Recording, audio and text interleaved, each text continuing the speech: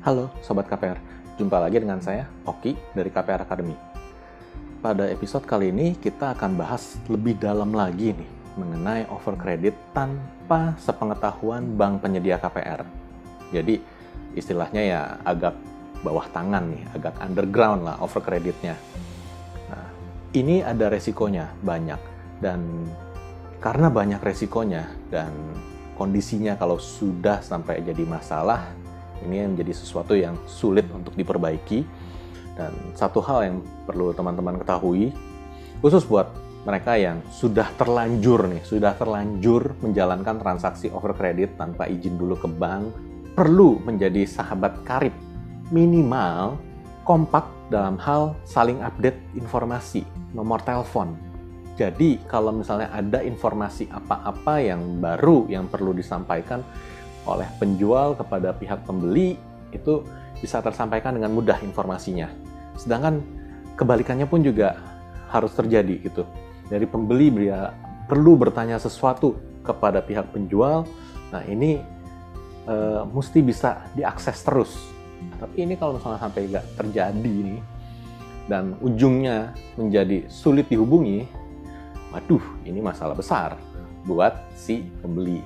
Kenapa? Karena sejujurnya pembeli ini kan masih berada di bawah bayang-bayangnya penjual, yaitu debitur yang dikenal sama si bank.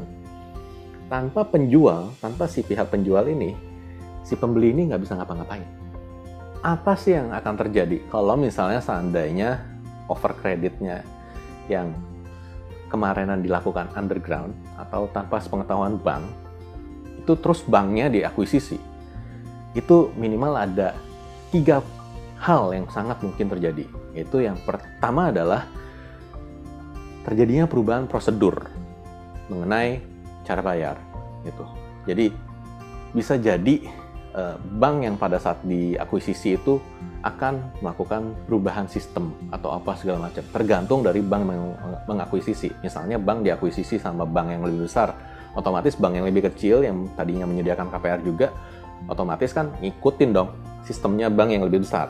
Atau kalau misalnya merger 2 bank nih, ya itu pasti akan ada negosiasi itu antara 2 bank tersebut. Nih kira-kira sistem mana nih yang akan dipakai? Karena nggak mungkin dua-duanya dijalanin. Itu karena sudah menjadi satu bank. Keputusan apapun yang diambil, kemungkinan besar berdampak pada debitur yang saat ini sedang masih mencicil KPR. Teman-teman misalnya sebagai pihak yang membeli, ini kan lagi-lagi nih, underground. Nggak dikenal langsung soalnya. Gitu. Nah, kalau misalnya bank sampai melakukan perubahan cara bayar, ini pasti akan ada informasi yang disampaikan kepada para debiturnya melalui berbagai media. Bisa jadi lewat email, bisa lewat dihubungi per telepon, bisa melalui surat menyurat, gitu. Nah, banyak cara yang dilakukan. Nah, jangan sampai kejadian misalnya si penjual ini dapat informasi tapi dia nggak update ke pembeli. Wah, kalau udah kayak gini ceritanya sih ya kacau banget nih. Ini segala sesuatu jadi kacau balau gitu. Apalagi sih yang mungkin terjadi? Yang kedua adalah ada kemungkinan perubahan nomor rekening gitu. Karena biasanya kalau misalnya 2 bank menyatu jadi satu nih, bisa jadi nih ada beberapa nomor rekening yang mirip nih atau angkanya nomornya sama nih penggunaannya. Nah, ini kan harus disinkronisasi ulang nih supaya nomor rekening tersebut bisa tidak saling tumpang tindih gitu. Nah, proses sinkronisasi ini tentunya akan memakan waktu dan ini juga akan perlu diinformasikan ke pihak debitur gitu. Nah, lagi-lagi pihak penjual yang pegang kuncinya nih yang mesti ngasih tahu kepada pihak pembeli. Kemungkinan ketiga yaitu terjadinya perubahan lokasi kantor. Karena biasanya pada saat terjadinya pengambil alihan gitu, akuisisi ataupun merger penggabungan, ada kemungkinan nih ada 2 cabang yang deketan gitu. Nah, ini kan nggak efisien nih kalau 2 cabang deketan ini dua-duanya tetap beroperasi. Nah, ini ada kemungkinan digabung jadi satu atau hanya dipertahankan hanya satu.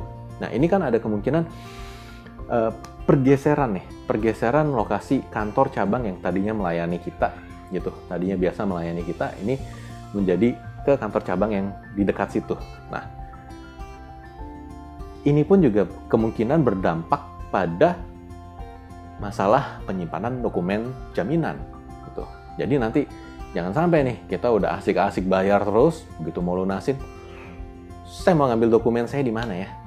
Kita bingung malah. Kita cuma bayar angsuran kan biasanya cuma nyetor doang tuh ke rekening, habis itu didebet sama bank, didebet sama bank. Bayar.